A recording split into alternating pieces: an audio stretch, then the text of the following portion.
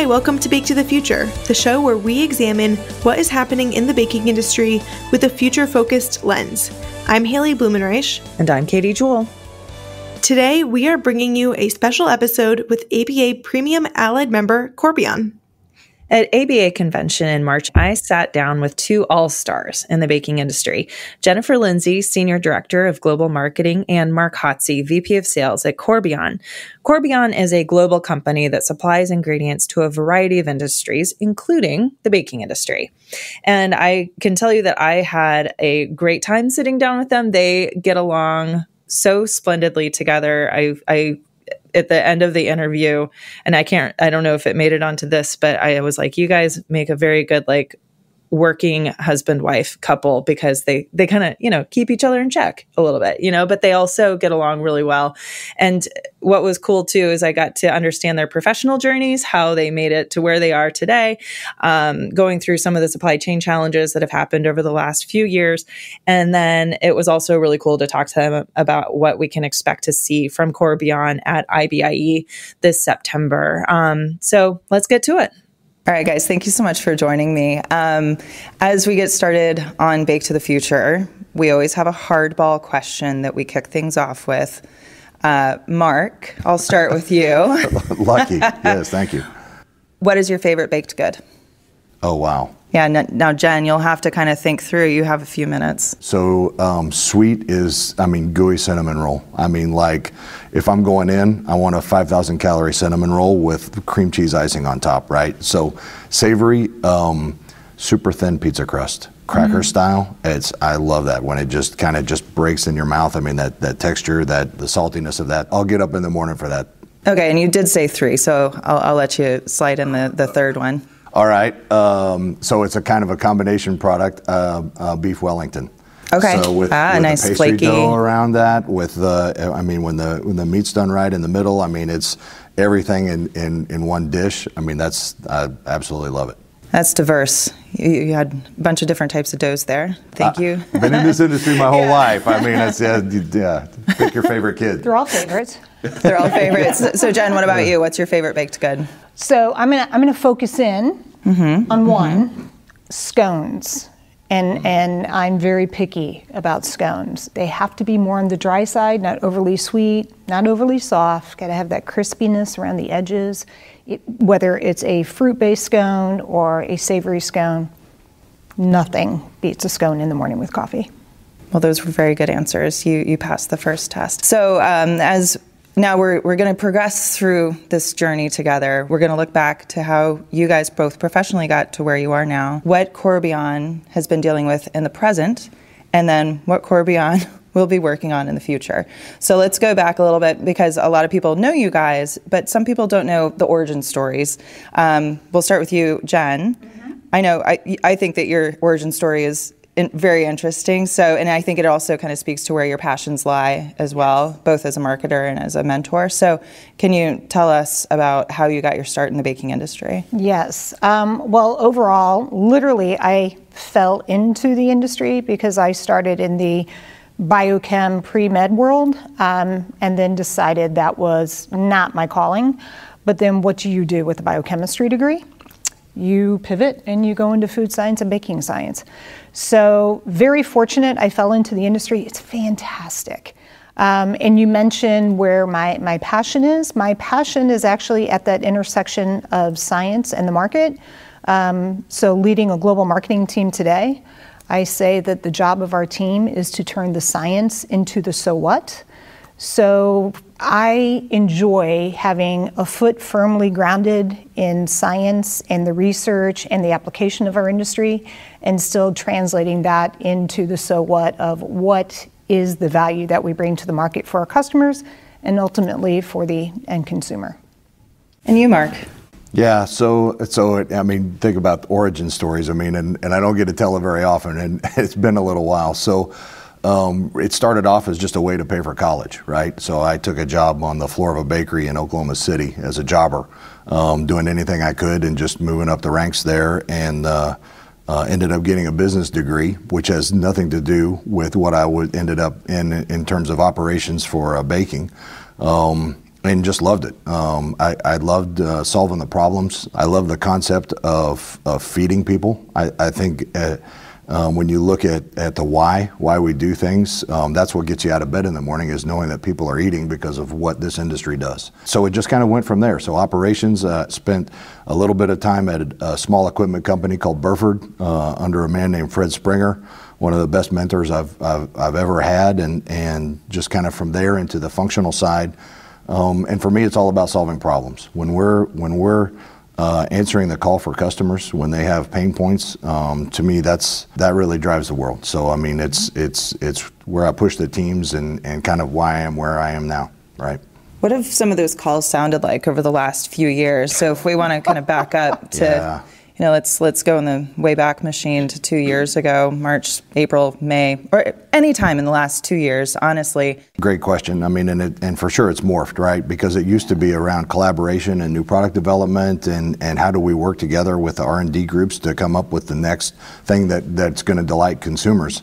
And now it's just, how do I keep my plants running? Right. I mean, these are the questions that we're getting from our customers, right? So the bakers are coming to us and saying, we can't get this ingredient. Can you help us formulate this out? Can you give us an alternative that we can go to and still keep running that is as close to a plug and play as I can get? And those pains are real, and I don't see them going away anytime soon. And so, yeah, Katie, I think this is probably for the next couple of years. I think eventually it will come back. I think we will get to places where we're working on new products. Right now, it's just about keeping food on the shelves. So as a marketing person, and knowing you're a planner. Mm-hmm. You strike me as a spreadsheet person who likes to have all these things kind of pulled together. So you've probably been in a weird crisis mode. She does know you. Yeah, I can guess what other marketing people are like. That's why we get along. We're kind of these the same cloth. And so you're just probably constantly also in crisis mode. Mm-hmm. And what do your kind of plannings look like? It's been a lot of start and stops and iterate and adapt. So I would say overall, the nice thing is strategy remains the same, but the tactics have to shift. And I think through the pandemic, I think one of the key learnings is not only do you give each other a little bit of grace, but you start to give yourself a little bit of grace. And I think that acceptance of the adaptability, and it won't be perfect, I think that's there. And I think the appreciation of just trying to connect is there. So like Mark said, it has morphed along the way. There's a lot of positive things that came out of COVID too, I think just from a human element, and we're not done. The supply chain is yet another stack of problems. Being catapulted forward years into the digital realm. In what ways have you, I would think, we did webinars and we did podcasts, that maintains, but how do you try to recreate that face-to-face engagement? That's really hard. And I don't think we've completely cracked that code, but we've improved along the way. How do you take those learnings and continue to adapt and iterate along the way? One of the things that we've really been focusing on within Corbion is upping the game for us as a company digitally. But even thinking through this with our customers, how are they going to try to replicate a face-to-face shopping experience when it's online? You flip back and forth in your brain between in-person shopping and online shopping. We do it effortlessly. We've been trained very well by Amazon and by Google, but it's not the same thing when you're shopping up and down on grocery aisle. So digital and ways the brain thinks through digital shopping is something that we've been thinking about as a marketing team and in collaboration with our R&D and applications team for applying our technologies so they can add value in a world where you have to flip between the different ways of buying. And are you guys working on products, or have, the technology has changed as far as, the buying process, but you said that, you're kind of coming up with formulations, working with things on the fly. How do you do that? How does, because you have probably set process Yes, and I would say that life cycle, if you will, is shortened dramatically. I mean, it's obliterated. Yeah, right. I mean, honestly, let's cut to the chase. Yeah. So typical life cycle for product development could be as long as 2 years, 18 months. I mean, 12 months if everybody was really focused on execution on both sides, customer and supplier.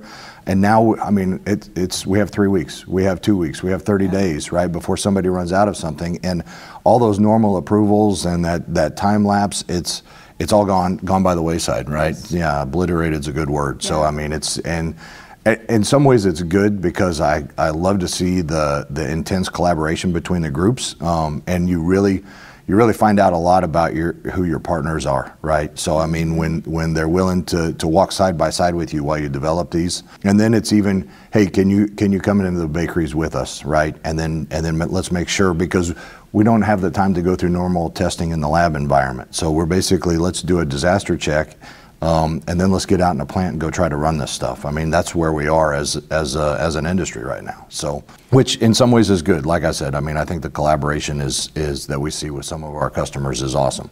And by and large, they get it. I mean, and it's you know, I'm speaking from an ingredient supplier perspective, but it could be trucks, it could be drivers. I mean, there's so many parts of this that you know, we're all commiserating around, right? And I think I remember hearing a story about you guys during pandemic. You know, so the last few years, you guys had to ship something to a customer via air freight. So well, there's been a lot of air freight shipments, and that's not normal. No, and incredibly expensive. I mean, and you'll get the data points on this thing are just incredible. Where you'll get a freight quote to bring in a container of ingredients, and at the time the quote's $100,000. And then by the time it actually goes to the airplane to come over, it's $250,000. Mm-hmm. And it's how bad do you want that ingredient to keep those customers running? I mean, we don't make any money when we do those kinds of things, right? But I'm not going to go to our bakers and say, well, we're going to shut you guys down, right? And hopefully that, you know, that's appreciated. And for sure, I feel like we're failing still, right? Because we're not doing everything that we need to be doing to keep our customers running. I mean, it's still a struggle. Well, I think that you guys are doing everything that's possible, and you know, and speaking of, it's a global, you know, your global marketing director, kind of, what's the sentiment, what's the feeling from your overseas offices? And how do you kind of keep up this pace during all of this, and just supply chain communication, all of these things? Yeah. Kind of how have you been doing that? I want to say I think we're in a groove right now, but we've had some ebbs and flows where it just stops and starts. And interestingly enough, it's a global pandemic, but it's impacting regions differently. And eventually, every region will go through the same thing, but it was like waves. And just like what we saw with the virus mutations, they came in waves. The impact also comes in waves. And then you think you're settling out, and then it comes around again. So whether it's supply chain, whether it's issues with customers in general due to supply chain or the projects, Mark talks about, it's wonderful to see that collaboration and iteration. A lot of it's rooted in the experience we've had in the past, and it's pulling from that experience forward and going at warp speed. But that also creates tension going that fast. You have ways of working in the past that you're used to working as, and now you have to just kind of push it aside, just get it out the door, just literally try and keep the wheels on the bus. When Mark was talking about partnerships, this puts pressure on the entire value chain, and what rises to the top is where you know those partners are. You're having conversations with them that are, you know, transparency may be an overused word, but it's absolutely true in this case. You're having some very transparent, truthful conversations, and those conversations in the past, I would say in normal purchasing cycles, may have been part of a negotiation or a strategy to negotiate. Nowadays, it's okay, here's reality. And if you want this product, this is how we have to work. The rules have changed. And a transparent conversation that may be difficult, but is truthful, at that intersection is where those innovations on how to solve will occur. And have your customers been pretty receptive to this like new way? Yeah, I would say yes. And in general, I mean, and they're all on their journeys as well, right? Exactly. I mean, and you can tell where you call it the 5 stages of grief when they're going through this journey from what the used to be to what is now. And we go through this all the time as well. I mean, and you can see it in the stress levels in the organization. And I spent a fair amount of time talking about it with other ABA members because we're all in the same spot. I mean, all of the people that are managing these crises, they all had day jobs, right? So, but now they're being pressed to not only do what their normal job is, but then also manage every one of these crises. And the, just the reformulation workload it's significant. So, and what that does to your internal supply chain, everybody from operations to R&D to product management. I mean, we've got to get the documentation right. The regulatory environment hasn't gotten any easier. So, so you have to manage all of those parts on every one of your crises, and you do that 10, 20, 30 times a week. It's a lot to ask of people. And so you'll see the companies kind of ebb and flow as they go through these different cycles. And it's something that we worry about as leaders in our organization is what's the toll going to be on our folks, right? So, and I say this all the time, everybody just needs to show up at every meeting with a little bit of grace. Yep. So because people are making mistakes and they're not intentional, and it's not because they weren't doing their job, it's because they're overwhelmed and or they haven't been coached the right way, right? And or it's the first time they've been through it. So absolutely. Like so that's, I mean, I think it's something that, yeah, it's a Corbion issue, but I think everybody in the industry is feeling the same things. And so I think those candid conversations that you can have with the other leaders and how you deal with that with their teams too, that goes a long way. And how have then you changed as a leader? You're talking about your team and how, yeah, so the last time I saw you in person was literally a month or two before all of this really started to go down. Yes. How have you changed since then? I would characterize myself as old school. I grew up in a world where, I mean, unless you had lost a limb or you had blood coming out of your eyeballs, you showed up for work, right? So that changed overnight, and so you have to adapt and become flexible and know that not everyone sees the world through your lens, and you have to meet them where they are. And that's a tough nut to crack, it's yes. You've probably had some soul searching throughout the last few years. Absolutely, and a lot of talking to myself and collaboration with the other leaders within Corbion and talking to other people in the industry. How are you guys managing this? What are you guys doing about this? Because in my world, everyone showed up in the office. That's what you did, right? So now we're all remote and we're making it work. I think there's still some cracks that need to be worked on in the whole remote working thing, but absolutely, it's been a huge transformation. Yeah. And speaking of transformation and evolution and adapting, we've got a little show coming up at the end of 2022 in September called IBIE, and little show. It'll be a deal that it'll be a deal. Yeah, a big deal. It will be. So, what are you guys doing? How are you preparing for that? What are some things that we should look for? You guys always have a booth with delicious items, so I appreciate that. Thank you. When we go, I'm like, our videographer, I'm like, hey, if you're walking by and you see something that looks delicious, you just grab it. Yes, and you do. It's encouraged. You don't need to wait to eat. Just walk around. Yeah. So what are some things that you guys are looking forward to this year? And let's focus just on IBIE for a moment. Well, one, we're looking forward to being face-to-face and actually being able to start preparing for something and see it come to fruition. We truly believe this is not going to be a start, stop. It will not be whiplash this year. So we're excited about that. We are right in the thick of the booth look, feel, design. We are going to be as large as we were before as a booth, so we're excited about that. I will, without giving too much away, we're still going to have plenty to eat, so don't worry about that. But we're going to do some cross-pollination. That's what I'm going to call it. Some cross-pollination across Corbion and what our strengths are and how those strengths come together in the market and in the experience of those food products. Would you agree?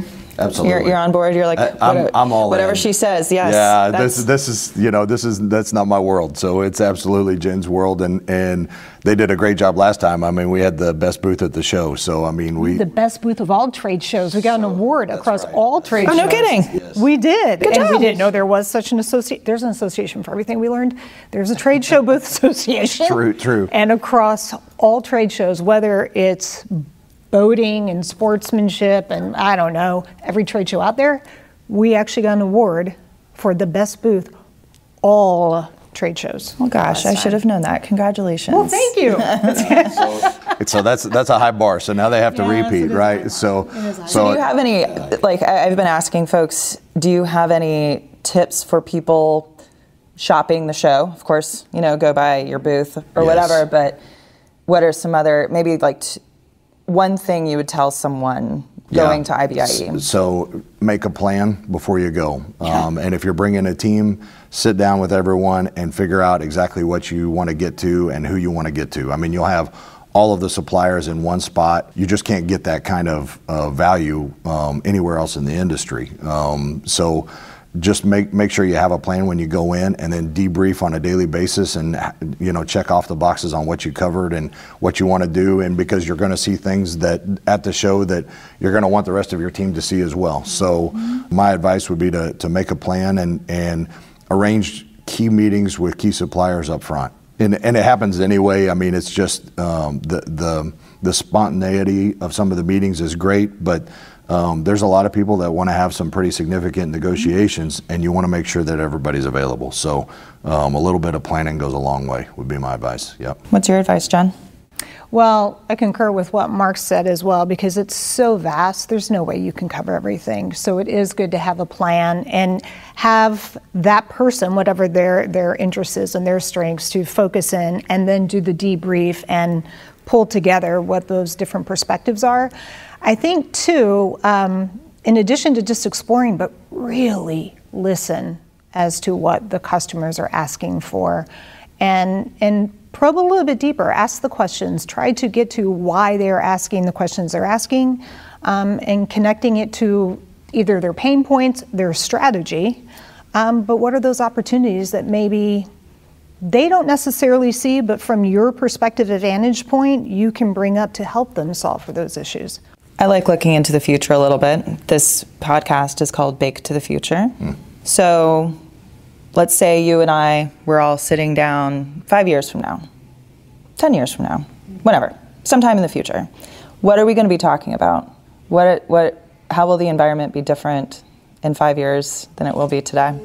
I think in the baking industry as a whole, we have an opportunity that has been laid before us due to COVID as a positive outcome, the rediscovering and the joy of baked items. And if there's one thing I would love to say to the industry, own who you are. I think consumers now have rediscovered food, they've rediscovered baked items as a shared experience. I don't see that going away anytime too soon. I think the fact that consumers have rediscovered cooking and baking is going to help spur that forward, even with the younger generations. I mean, my own daughter is sharing with me, hey mom, did you know you can make this? She learned it on TikTok. Yeah, I knew that before TikTok, but it's this rediscovery with the younger generations, and they don't want trade-offs. They'll make trade-offs in their diet holistically. I'm not going to necessarily sacrifice my experience of a wonderful baked scone.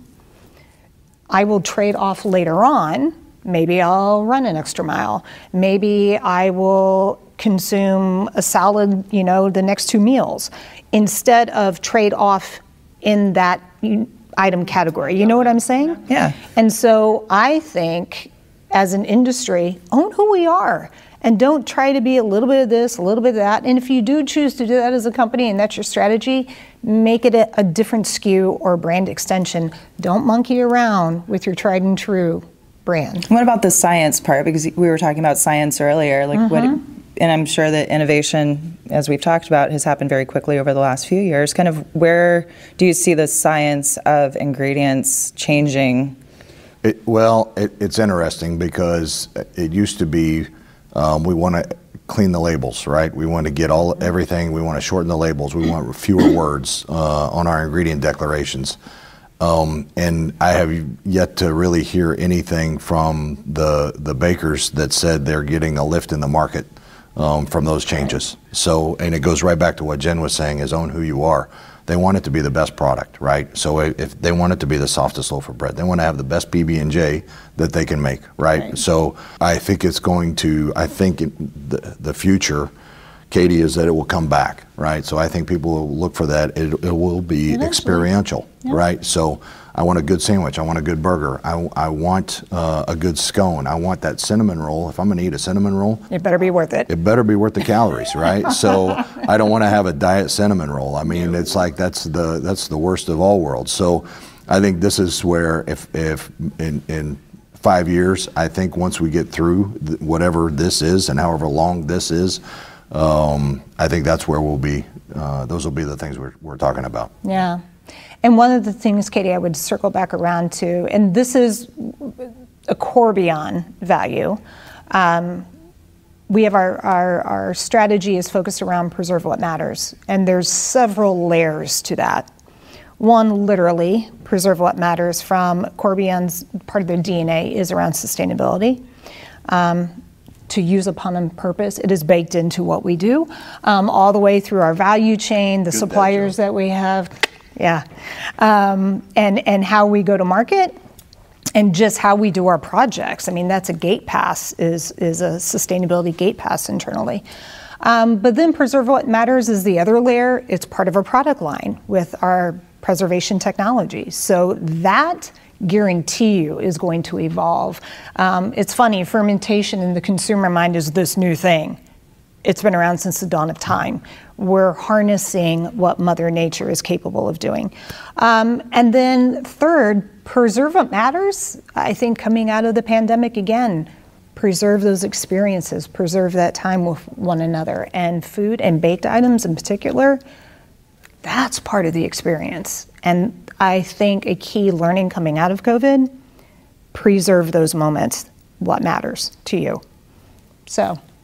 Well, that's a beautiful way to end. And Mark, you had the first word. Jen gets the last. I think that's appropriate. That's usually how it works between us. Yes. Thank you for joining today.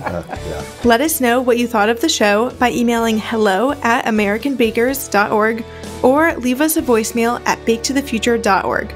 And don't forget to subscribe wherever you listen to podcasts: Apple, Google Podcasts, Spotify, Stitcher, Amazon Music, or Ghana.